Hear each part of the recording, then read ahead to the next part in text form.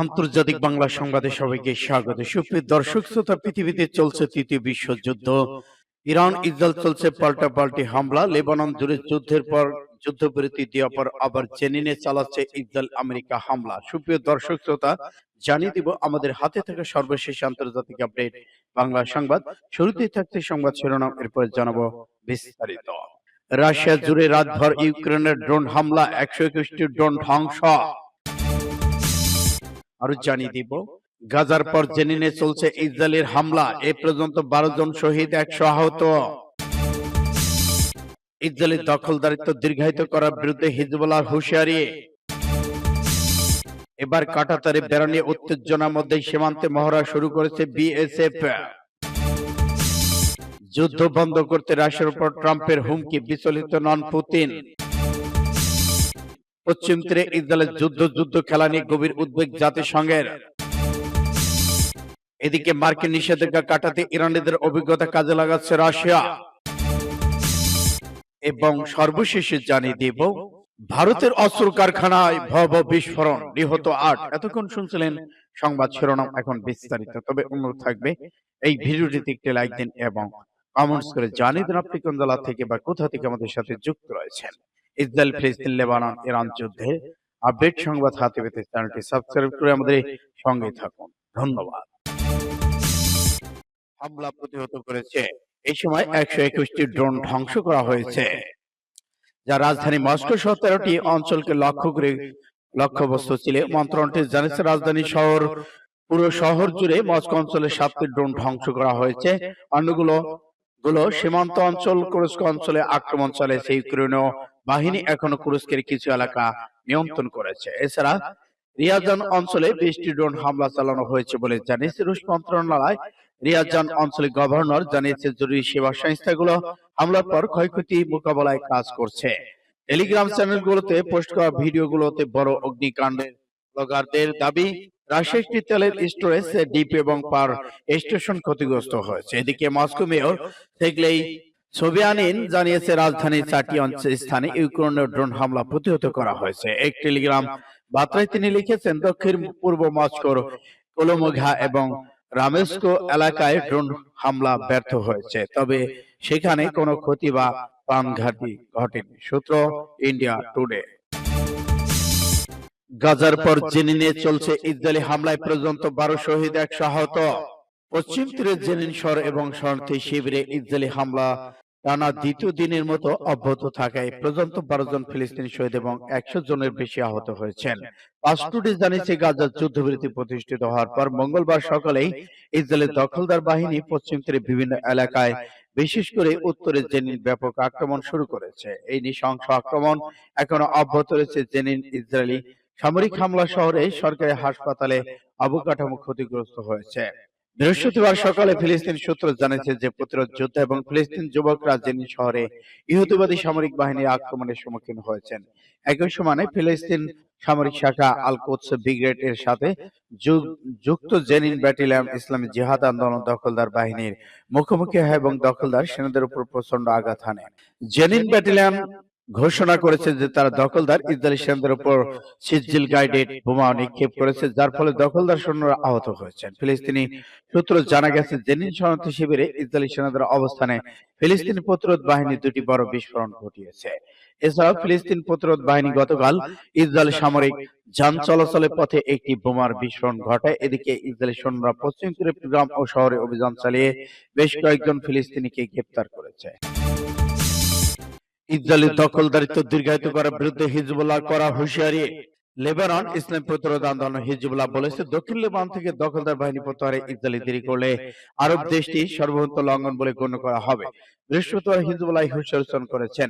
Israeli গণমাধ্যম প্রকাশিত খবরে বলা হয়েছে, যুদ্ধবিরতি চুক্তিতে নির্ধারিত 60 দিনের বাইরেও লেবানন তাদের সেনাদের আরো 30 দিন রাখার জন্য আমেরিকার কাছে লবিং করেছে ইসরায়েল। তবে হিজবুল্লাহ বলেছে, 60 দিনের সময়সীমা লঙ্ঘন করলে তার চুক্তির স্পষ্ট লঙ্ঘন হবে। লেবানন সার্বভৌমত্বের বিরুদ্ধে আগ্রাসন অব্যাহত বলে ধারণা করা হবে।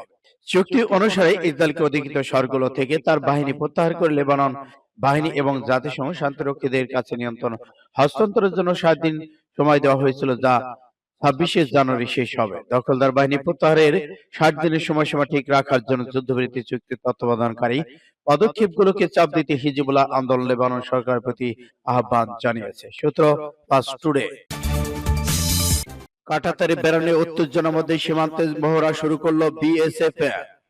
অবশ্য অ্যালার্ট মহড়া শুরু করেছে ভারতের সীমান্ত নিরাপত্তা বাহিনী বিএসএফ। বেশ কয়েকদিন ধরেই সীমান্তে ভারতের কাঁটাতারে বেড়া ঢাকা দিল্লির মধ্যে উত্তেজনা চলমান রয়েছে। এমন পরিস্থিতির মধ্যে এই সীমান্তে এই মহড়া শুরু করলো তারা। গত 22শে জানুয়ারি থেকে শুরু হওয়া এই মহড়া চলেছে 31শে জানুয়ারি পর্যন্ত।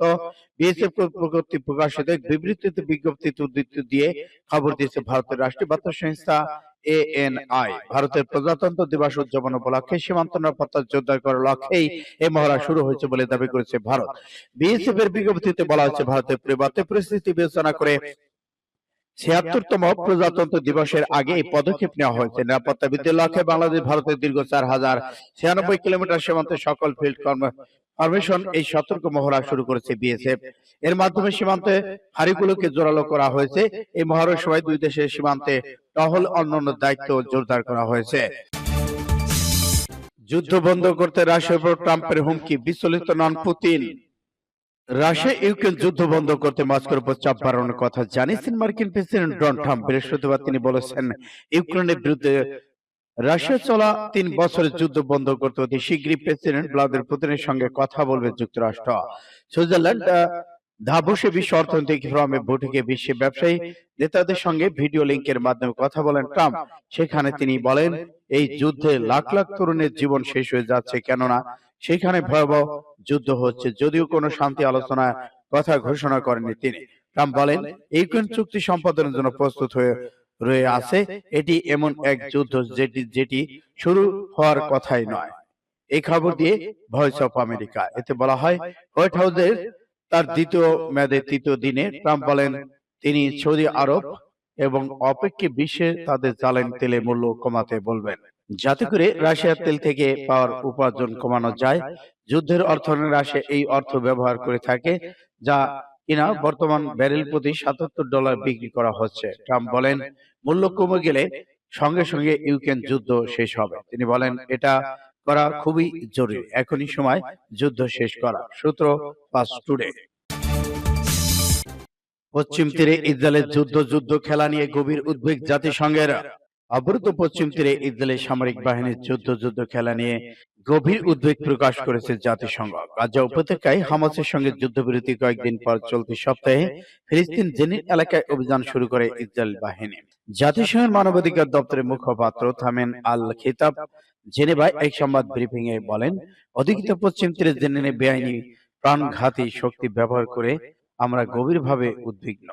তিনি বলেন, সাম্প্রতিক দিনগুলোতে ইসরায়েল প্রাণঘাতী অভিযান চালাচ্ছে। এসব অভিযানে আন্তর্জাতিক মানবাধিকার আইন এবং অভিযানের ক্ষেত্রে প্রযোজ্য নিয়ম বা মানদণ্ড লঙ্ঘন, ইসরায়েলের যুদ্ধ লড়াই পদ্ধতি সহ অপ্রয়োজনীয় এবং অসামঞ্জস্যপূর্ণ শক্তি প্রয়োগের বিষয়টি গুরুত্বের উদ্বেগ সৃষ্টি করেছে। এরই মধ্যে একাধিকবার বিমান হামলা, পালিয়ে যাওয়া বা নিরাপদে আশ্রয় খোঁজার চেষ্টাকারী নিরস্ত্র বাসিন্দাদের উপর এলোপাথারি গুলি চালানো। জাতিসংঘের মানবাধিকার বিষয়ক প্রধান ভলকার তুর্ক ইসরায়েলকে মানবাধিকার নিয়মাবলীর সাথে সংগতিপূর্ণ আচরণবিধি গ্রহণ ও প্রয়োগ করার আহ্বান জানান। এদিকে জাতিসংঘের মানবাধিকার দপ্তর যাচাই করতে দেখেছে, গত মঙ্গলবার থেকে ইসরায়েল নিরাপত্তা বাহিনী গুলিতে কমপক্ষে 12 জন ফিলিস্তিনি নিহত এবং 40 জন আহত হয়েছেন। তাদের বেশিরভাগই ছিল নিরস্ত্র। মানবাধিকার দপ্তরের মুখপাত্র আইন শৃঙ্খলা রক্ষাকারী বাহিনীর প্রেক্ষাপট সব হত্যাকাণ্ডের পুঙ্খানুপুঙ্খ স্বাধীনভাবে তদন্তের আহ্বান জানান। সূত্র ইত্তেফাক এসকে।